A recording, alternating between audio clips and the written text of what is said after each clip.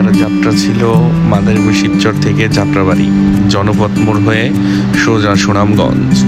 আমাদের সুনামগঞ্জের যাত্রা ছিল অনেক আগে, আর সেজন্য ভিডিওগুলো সব ডিলিট হয়ে গেছে। তো অল্প কিছু ছবি ছিল, তো সেই অভিজ্ঞতাগুলাই ছবির মাধ্যমে আপনাদের কাছে শেয়ার করলাম।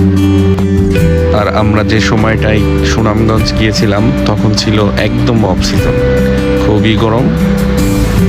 আর তার মধ্যে আমাদের হোটেল যে মাঝি ছিল সে আমাদেরকে বলেই নেই যে এখান থেকে ফ্যান ভাড়া নেওয়া যায়। তো আমরা জানতাম না, সেজন্য আমরা ফ্যান ভাড়া না নিয়ে এই গরমের মধ্যে এভাবেই চলে গেছিলাম ট্রলারে।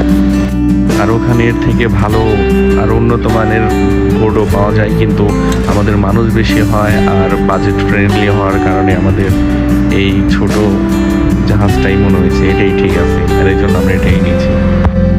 আর আপনি যদি অফ সিজনে যান তাহলে নিজেকে একটু সুইজারল্যান্ডে আসার মতো ফিল অনুভব করেন। বর্ষার সময় যখন কানায় কানায় পানি ভর্তি থাকে তখন এর দৃশ্য একরকম, আর এখন অফ সিজনে আসলে তখন এই দৃশ্যটা সম্পূর্ণই তার বিপরীত। যত দূর চোখ যায় আপনি দেখতে থাকবেন পশু পাখির বিচরণ। বন্ধুরা দেখতে থাকুন আমাদের এবারের পর্ব ঢাকা টু সুনামগঞ্জ।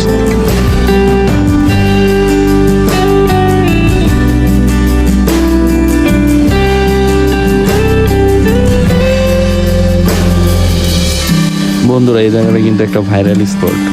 বর্ষার দৃশ্যটা একরকম আর শুষ্ক মৌসুমে দৃশ্যটা সম্পূর্ণ তার বিপরীত।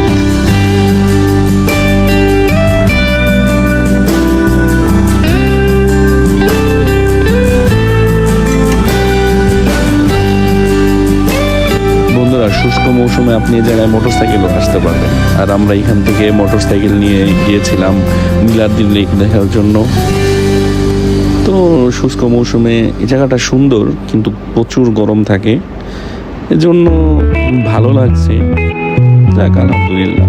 তো নীলাদ্রি লেকের এই দৃশ্যটা ছিল অসাধারণ যাওয়ার সময় দৃশ্য। তো বন্ধুরা এইভাবেই আমাদের এবারের যাত্রা সমাপ্ত হলো।